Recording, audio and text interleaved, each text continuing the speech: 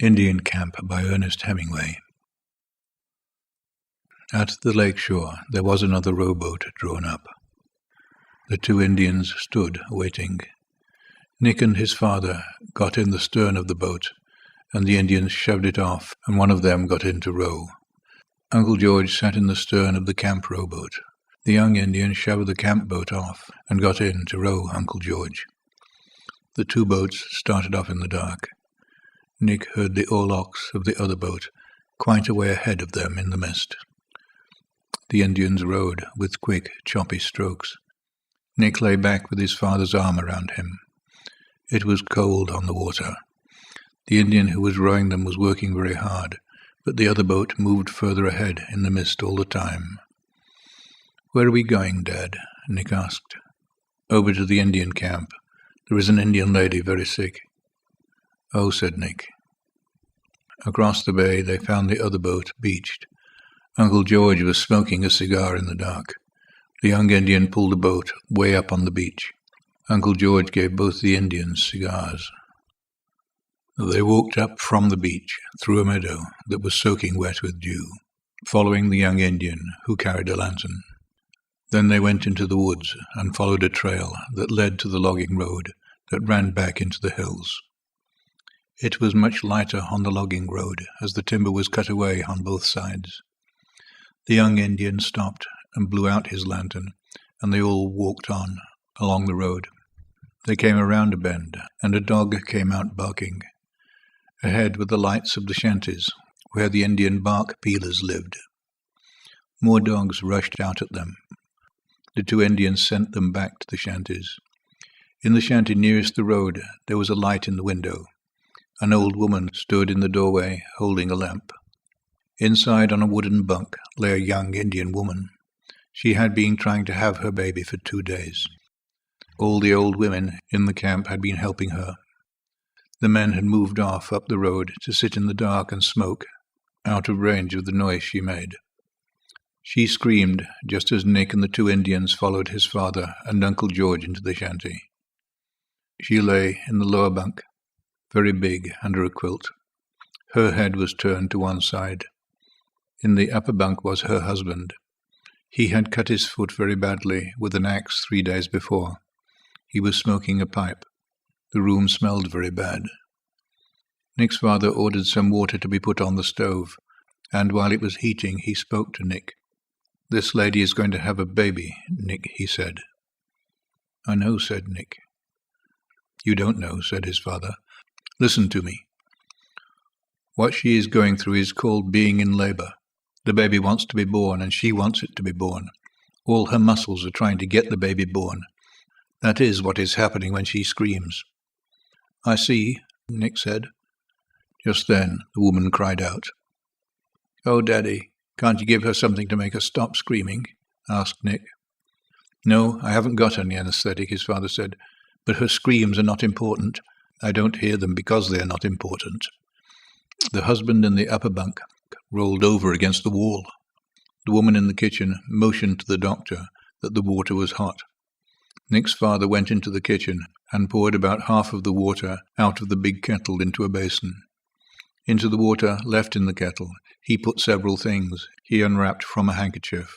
"These must boil," he said, and began to scrub his hands in the basin of hot water with a cake of soap he had brought from the camp.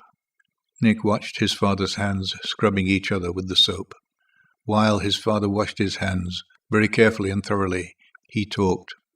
"You see, Nick, babies are supposed to be born head first, but sometimes they're not. When they're not, they make a lot of trouble for everybody. Maybe I'll have to operate on this lady. We'll know in a little while." When he was satisfied with his hands, he went in and went to work. "Pull back that quilt, will you, George?" he said. "I'd rather not touch it." Later, when he started to operate, Uncle George and 3 Indian men held the woman still. She bit Uncle George on the arm, and Uncle George said, "Damn squaw bitch," and the young Indian who had rowed Uncle George over laughed at him. Nick held the basin for his father. It all took a long time. His father picked the baby up and slapped it to make it breathe and handed it to the old woman. "See, it's a boy, Nick," he said. "How do you like being an intern?" Nick said, "All right." He was looking away so as not to see what his father was doing. "There, that gets it," said his father, and put something into the basin. Nick didn't look at it. "Now," his father said, "there's some stitches to put in. You can watch this or not, Nick, just as you like. I'm going to sew up the incision I made." Nick did not watch. His curiosity had been gone for a long time. His father finished and stood up. Uncle George and the 3 Indian men stood up. Nick put the basin out in the kitchen. Uncle George looked at his arm. The young Indian smiled reminiscently. "I'll put some peroxide on that, George," the doctor said. He bent over the Indian woman. She was quiet now, and her eyes were closed. She looked very pale. She did not know what had become of the baby or anything. "I'll be back in the morning," the doctor said, standing up. "The nurse should be here from St. Ignace by noon, and she'll bring everything we need." He was feeling exalted and talkative, as football players are in the dressing room after a game. "That's one for the medical journal, George," he said. "Doing a caesarean with a jackknife and sewing it up with 9-foot tapered gut leaders." Uncle George was standing against the wall, looking at his arm. "Oh, you're a great man, all right," he said. "Ought to have a look at the proud father. They're usually the worst sufferers in these little affairs," the doctor said. "I must say he took it all pretty quietly." He pulled back the blanket from the Indian's head. His hand came away, wet. He mounted on the edge of the lower bunk with the lamp in one hand and looked in.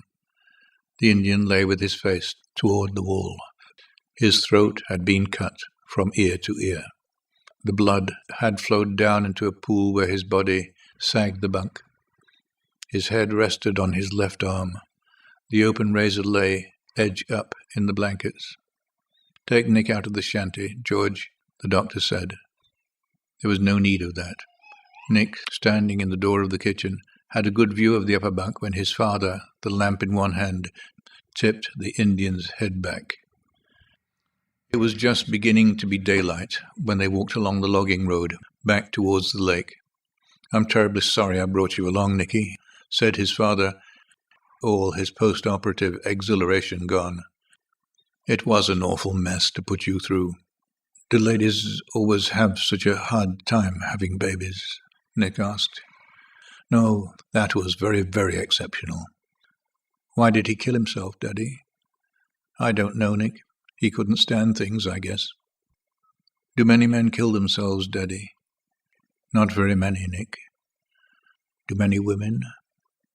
"Hardly ever." "Don't they ever?" "Oh, yes, they do sometimes."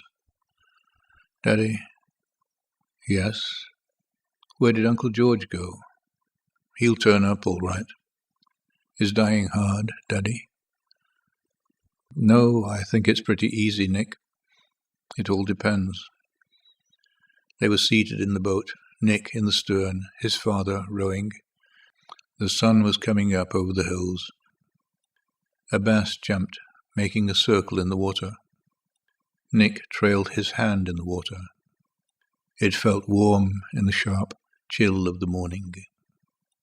In the early morning on the lake, sitting in the stern of the boat, with his father rowing, he felt quite sure that he would never die.